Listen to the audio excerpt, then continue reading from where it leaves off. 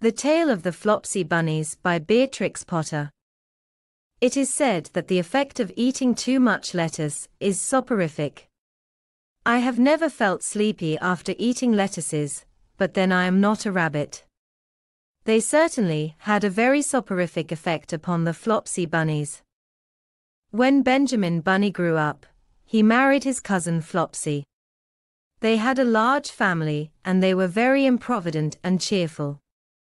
I do not remember the separate names of their children. They were generally called the Flopsy Bunnies. As there was not always quite enough to eat, Benjamin used to borrow cabbages from Flopsy's brother, Peter Rabbit, who kept a nursery garden. Sometimes Peter Rabbit had no cabbages to spare. When this happened, the Flopsy Bunnies went across the field to a rubbish heap in the ditch outside Mr. McGregor's garden. Mr. McGregor's rubbish heap was a mixture. There were jam pots and paper bags, and mountains of chopped grass from the mowing machine, which always tasted oily, and some rotten vegetable marrows and an old boot or two. One day, oh joy, there were a quantity of overgrown lettuces, which had shot into flower. The Flopsy Bunnies simply stuffed lettuces. By degrees, one after another, they were overcome with slumber, and lay down in the mown grass. Benjamin was not so much overcome as his children. Before going to sleep he was sufficiently wide awake to put a paper bag over his head to keep off the flies. The little Flopsy Bunnies slept delightfully in the warm sun. From the lawn beyond the garden came the distant clackety sound of the mowing machine. The bluebottles buzzed about the wall, and a little old mouse picked over the rubbish among the jam pots. I can tell you her name. She was called Thomasina Tittlemouse, a wood mouse with a long tail. She rustled across the paper bag, and awakened Benjamin Bunny. The mouse apologized profusely, and said that she knew Peter Rabbit. While she and Benjamin were talking, close under the wall, they heard a heavy tread above their heads, and suddenly Mr. McGregor emptied out a sackful of lawn mowings right upon the top of the sleeping Flopsy Bunnies. Benjamin shrank down under his paper bag. The mouse hid in a jam pot. The little rabbits smiled sweetly in their sleep under the shower of grass. They did not awake, because the lettuces had been so soporific. They dreamt that their mother Flopsy was tucking them up in a hay bed. Mr. McGregor looked down after emptying his sack. He saw some funny little brown tips of ears sticking up through the lawn mowings. He stared at them for some time. Presently a fly settled on one of them and it moved. Mr. McGregor climbed down onto the rubbish heap. 1, 2, 3, 4, 5, 6 little rabbits, said he as he dropped them into his sack. The Flopsy Bunnies dreamt that their mother was turning them over in bed. They stirred a little in their sleep, but still they did not wake up. Mr. McGregor tied up the sack and left it on the wall. He went to put away the mowing machine.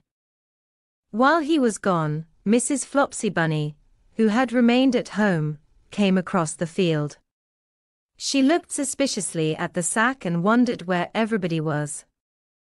Then the mouse came out of her jam pot, and Benjamin took the paper bag off his head, and they told the doleful tale.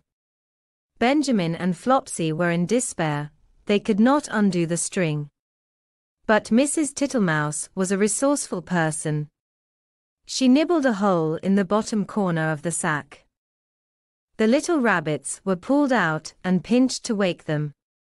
Their parents stuffed the empty sack with 3 rotten vegetable marrows, an old blacking brush, and 2 decayed turnips. Then they all hid under a bush and watched for Mr. McGregor. Mr. McGregor came back and picked up the sack and carried it off. He carried it hanging down, as if it were rather heavy. The Flopsy Bunnies followed at a safe distance. They watched him go into his house. And then they crept up to the window to listen. Mr. McGregor threw down the sack on the stone floor in a way that would have been extremely painful to the Flopsy Bunnies, if they had happened to have been inside it. They could hear him drag his chair on the flags, and chuckle, 1, 2, 3, 4, 5, 6, little rabbits, said Mr. McGregor.